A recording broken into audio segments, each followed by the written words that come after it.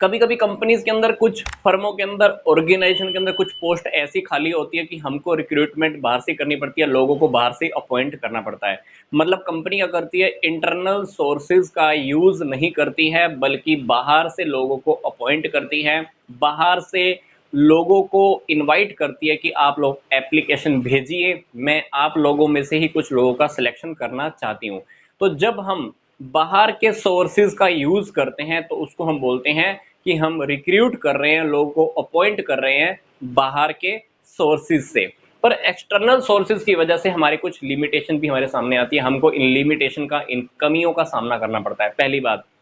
पहले से जो इंप्लॉइज काम कर रहे होंगे उनकी मोटिवेशन कम हो जाएगी, क्योंकि हमने किसी को बड़ी पोस्ट पे रखना था, किसी को प्रमोशन देनी थी, हमने किसी को बाहर से उठा लिया, तो कंपनी के अंदर जो पहले से जो काम कर रहे होते हैं ना लोग, उनकी मोटिवेशन कम हो जाती है, उनका मोरल डाउन हो जाता है, कंपनी के अंदर कंपनी के लिए उनकी डेडिकेशन कम हो जाती है, इंडस्ट्रियल पीस कम हो जाता है, औद्योगिक अशांति बढ़ जाती है। इंडस्ट्रियल पीस कम, मतभेद शुरू हो जाएगा, जो नए लोग आते हैं पुराने लोग उनसे भेदभाव करना स्टार्ट कर देते हैं।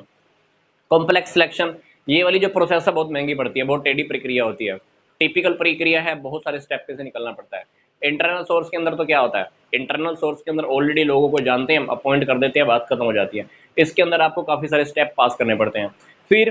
टाइम ऑन इंडक्शन, जब आप बाहर से किसी नए पर्सन को अपॉइंट कर रहे हो तो उसके अंदर क्या होने वाला है, उसको सारी चीज़ें आपको बतानी पड़ेगी, ट्रेनिंग देनी पड़ेगी, बिजनेस के अंदर सारे लोगों को मिलवाना पड़ेगा, सारे डिपार्टमेंट से इंट्रोडक्शन करवाना पड़ेगा, तो इंडक्शन के ऊपर काफ़ी टाइम लग जाता है, मेल झोल होने में टाइम लग जाता है। फिर एडजस्टमेंट ऑफ सरप्लस एम्प्लॉयज नहीं हो पाता है, कंपनी के अंदर कभी कभी काफ़ी एक्स्ट्रा एम्प्लॉय होते हैं जो कंपनी के अंदर ऑलरेडी होते ही हैं, उसकी एडजस्टमेंट तो नहीं करते हैं, बल्कि बाहर से लोगों को हम अपॉइंटमेंट कर लेते हैं, और एक्स्ट्रा लेबर हमारे पास फिर वेस्ट चली जाती है, time waste, money waste, labour waste, material waste होता रहता है।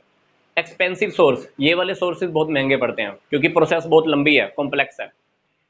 रॉन्ग सिलेक्शन भी हो जाता है कभी कभी, कंपनी के अंदर अंदर से अगर आप इंटरनल सिलेक्शन कर रहे हो, कंपनी के अंदर से सिलेक्शन कर रहे हो, तो आपको पता है किसको सिलेक्ट करना है, किसको सिलेक्ट नहीं करना है। तो ये वाले सोर्सेज वो होते हैं जिसमें से आप लोगों को लगभग नहीं जानते हो, आपको नहीं पता है कि अपॉइंटमेंट होकर कौन आने वाला है, तो कभी कभी सिलेक्शन गलत भी हो जाता है, और एक पर्सन का गलत सिलेक्शन हमारी कंपनी का प्रोडक्ट, हमारी कंपनी का जो कमोडिटी है ना, मिट्टी में भी मिला सकता है।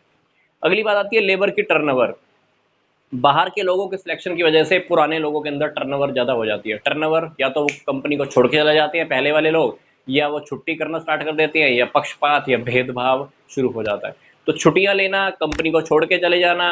नए इंप्लॉइज को बार बार रिक्रूट करना, फिर छोड़ के चले जाना, फिर नए इंप्लॉइज को रिक्रूट करना, तो ये लेबर की टर्नओवर बढ़ जाती है, खर्चे हमारे अल्टीमेटली फिर से बढ़ जाते हैं।